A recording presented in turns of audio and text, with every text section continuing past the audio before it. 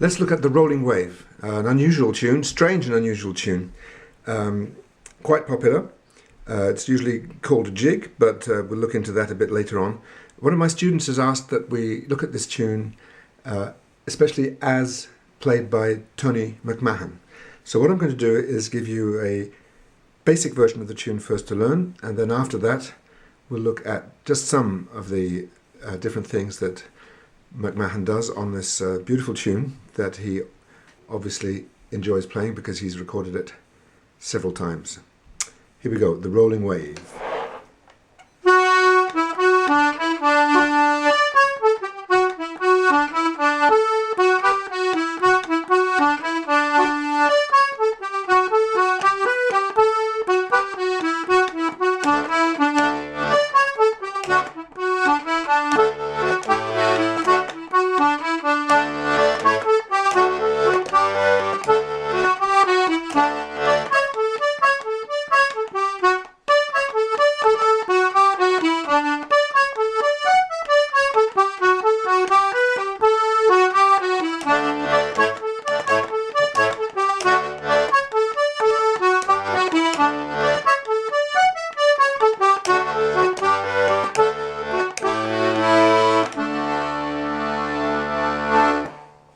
Right, so that's a basic version of the tune.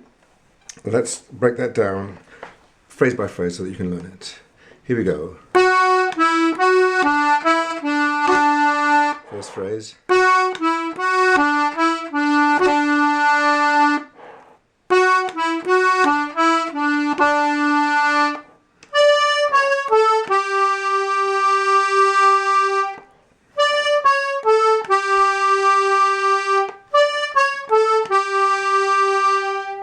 Back to the first phrase. A bit different that time.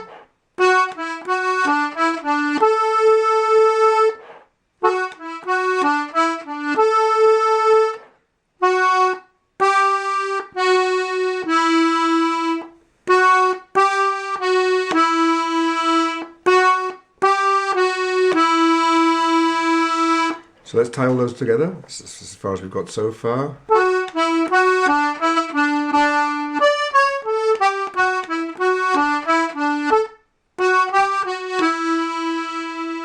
So the next phrase is the same as the first.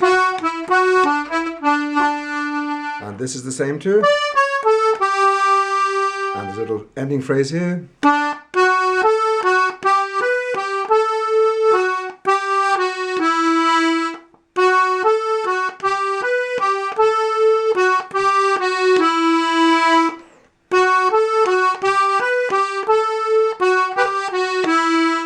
So the whole first part.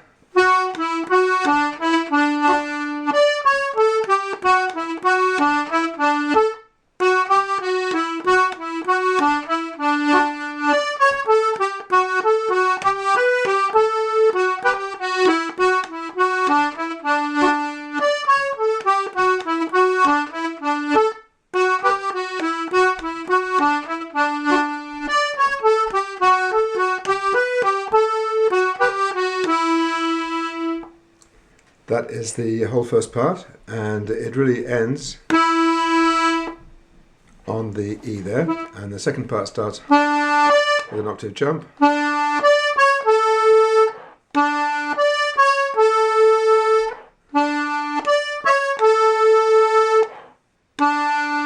If you can do a grace note here, it's great.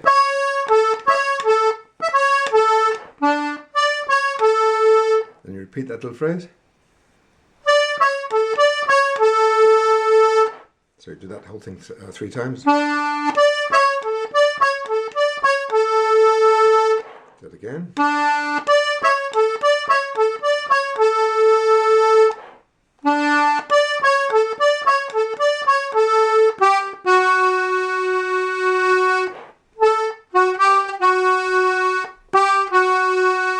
So, starting from the beginning.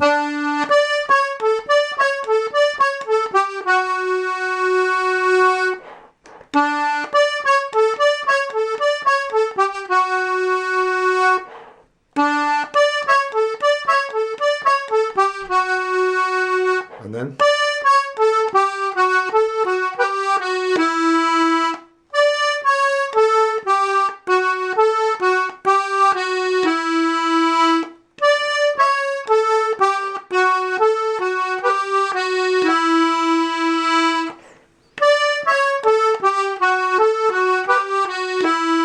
So let's just recap the second part as far as we've got.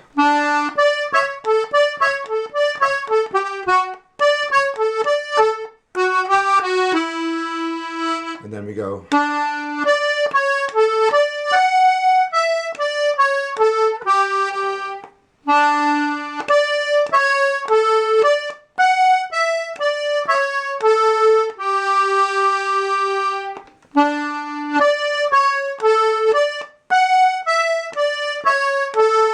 One more time. So this bit is familiar. Then.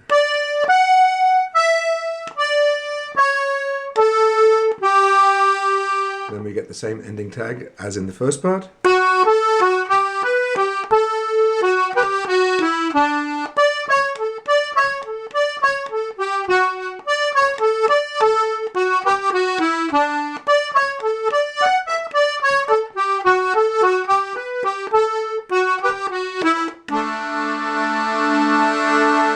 So there's a basic run through the tune. Now let's try and look at some of the things that Tony McMahon does with it. Only some of the things, mind you, because to get all the things he does, you'll have to listen very carefully to various recordings he's made. There's a very good recording on his penultimate CD, not quite the most recent, but there's a CD of Tony McMahon and Steve Cooney live, and it is really fantastic CD, not just for the fact that there's a beautiful rendition of this tune on it.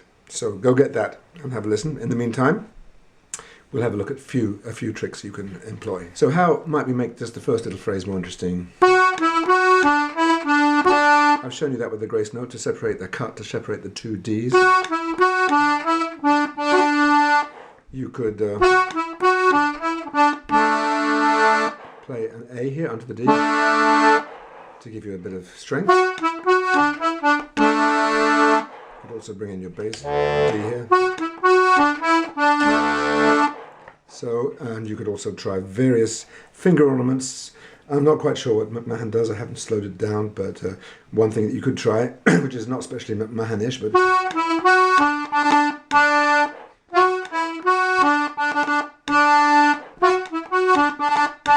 a sort of fake Piper's crown. I think Tony McMahon might do grace notes higher up the scale there. I'm not sure what he does. Anyway, you can make that a little bit more interesting. Now, there's an awful lot of cuts and accentuations that he does. And it really works well. You could play this out at row C sharp, and he does sometimes. But most of the time, you'll get a much better bite.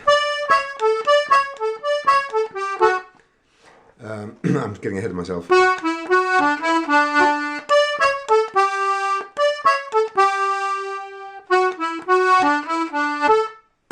Now I think it's important here to use the outer row F sharp.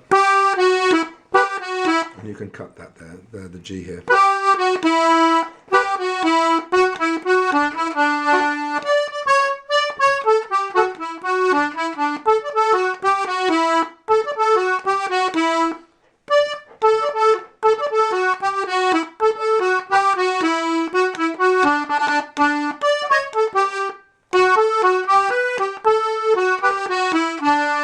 Now this little phrase, McMahon often does a few things there. One of the things he does is do a melodic variation and to go up to the D, make an arpeggio.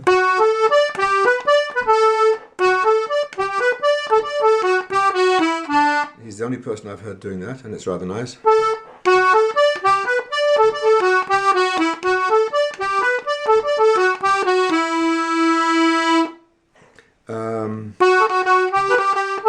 You could do rolls or fake rolls or and make those long notes instead. Another thing he does sometimes is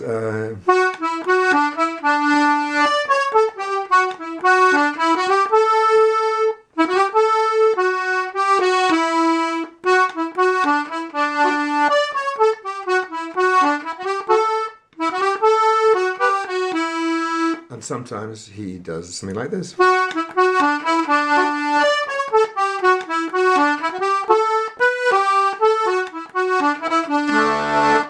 Which is rather nice. gives you a moaning feeling to the tune.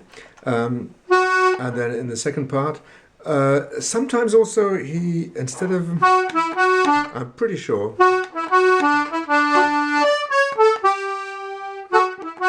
instead of playing the F sharp on the row here, which you need for a chord, he sometimes gets a very fluid feeling, and I think he's probably doing something like this.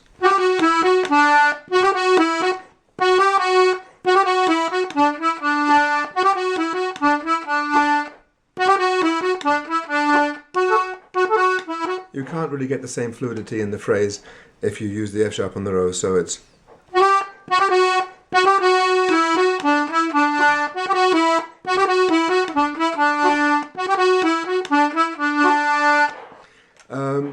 he sometimes uses the outer row C sharp as well, which you could use if you want instead of the very percussive.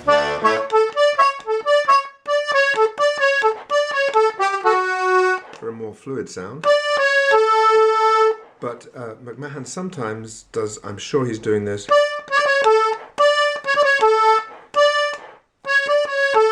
It's a bit like the ornament down here, except it's on the push. And you have to work out your own fingering for this. I'm not sure what the recommended textbook fingering would be, but this is the only way I can make it work for me.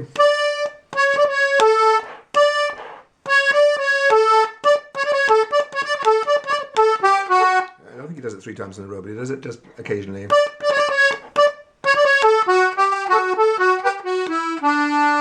And there's a melodic variation here in the very last part. Most of the time, on most of the recordings, McMahon plays.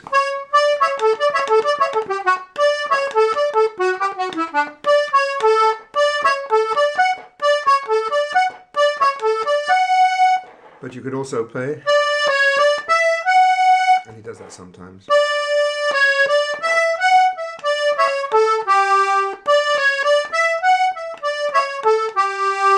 And sometimes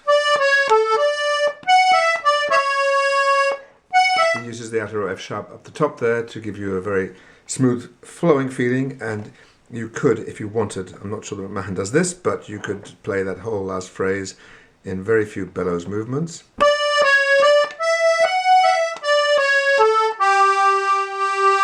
They give you a nice change from the very percussive nature of most of the tune. You might just occasionally want to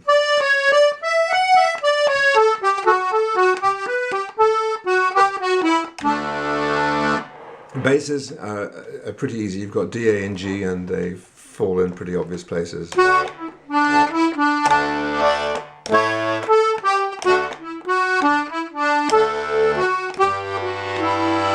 Or could be an A7 chord or a G chord.